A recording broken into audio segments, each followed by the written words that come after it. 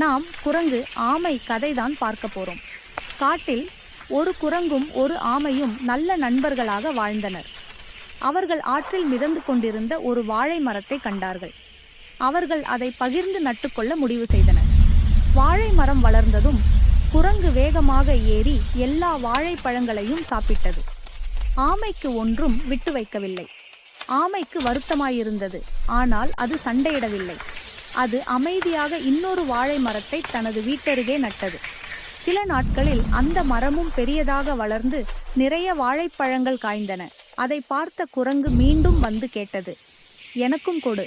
அப்போது ஆமை சிரித்துக்கு கூறியது, பேராசையுள்ளவர்களுக்கு உண்மையான மகிழ்ச்சி கிடையாது. குரங்குக்கு தனது தவறு புரிந்தது. அது ஆமையிடம் மன்னிப்பு கேட்டது. அதன் பிறகு இருவரும் எல்லாவற்றையும் பகிர்ந்து நல்ல நண்பர்களாக வாழ்ந்தனர்.